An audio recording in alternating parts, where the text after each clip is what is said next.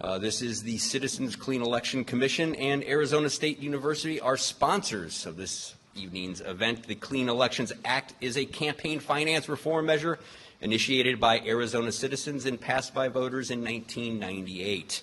By way of information, ASU is a nonpartisan organization. That is, they never support or oppose any candidate or political party, and for that reason, Clean Elections Commission has chosen ASU to conduct this candidates forum here in Legislative District 18. Participation as a Clean Elections candidate is strictly voluntary. The system provides full funding for qualified candidates who agree to abide by the Clean Elections Act and rules. To qualify for funding, participating candidates must illustrate the support of their constituents by gathering $5 qualifying contributions from registered voters in their legislative district. I know that was really fun for all of you guys. The candidates agree to adhere to contribution and spending limits and may not accept money from special interest groups. They also agree to participate in these forums. Now, if you have any questions, please hold up your card or your hand, and our volunteers will stop by and pick them up. Really would depend on you guys for really informed and innovative questions. There is also going to be an independent timer here to make sure that everybody here has equal time in answering. If they're going to be limited to a certain amount, and if they exceed that, they will be flogged without mercy. Our format this evening will be opening statements. You'll all be given 3 minutes, 2 minutes to answer audience questions, and in closing, you'll each have 3 minutes. We do ask that you be polite and that you respect everybody here, no matter how strongly you may agree or disagree with anything being said. This means no applause, outbursts, or cheers, except when we introduce the candidates, which you've already done, so we've got that out of the way at least, right? So without any further ado, let's go ahead and meet your candidates. I will say that incumbents Jeff Dial and Bob Robson have declined to be here. So we will be speaking here with Mr. Fine, who is the independent, Mr. Darren Fisher, who is a Democrat, and Mr. Corey Harris. Again, thank you very much for being here. Thank you. And first of all, we'll start with Mr. Fine. We'll start with you, and you give us your opening statement. Thank you, and I appreciate the opportunity for this debate. I believe we're at a crossroads in our country. Over the last 30 years or more, the parties have abandoned the voters for the special interests.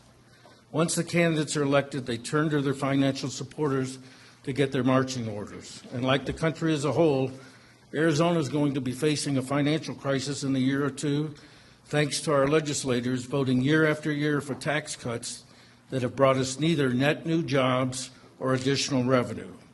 And once the 1-cent sales tax ends next June and $370 million in new tax cuts begin to kick in, we'll be facing a $1 billion deficit within a couple of years, putting our economy and education system at risk again. And that's why I'm running for the legislature. That is why I've been an independent for the last decade, and that is why I'm asking the voters of District 18, the people who own this district and would be my boss, to put me in office. At age 59, this is my first foray into politics, but I've closely followed the state legislature for most of the nearly 30 years I've lived in Arizona. And as a journalist for 27 out of those 30 years, I've written about public policy issues at a newspaper and for the state of Arizona on subjects such as the economy, taxes, jobs, wages, transportation, and growth, which is the state's largest industry. My motivation for running is not to be a career politician. I'm not looking beyond the 2 years I would be in office.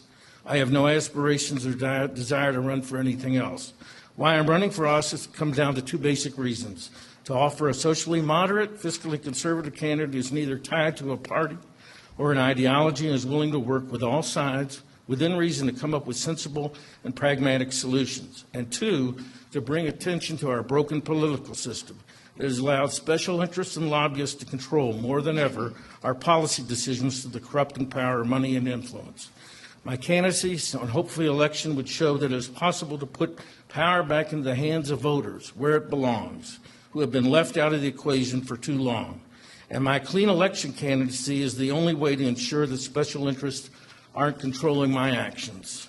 Can an independent win a seat in the Arizona legislature for the first time? Yes.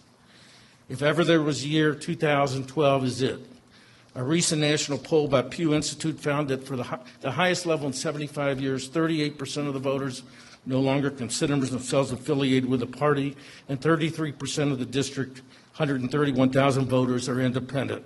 I've overcome one of the major impediments to winning as an independent, having to collect 3 times as many signatures as my opponents, and without the assistance of any signature gatherers, more than anybody running for the legislature, let alone my district, and about 1/3 of those people were Democrats and Republicans. I'll talk more about my policies at the end. Thank you.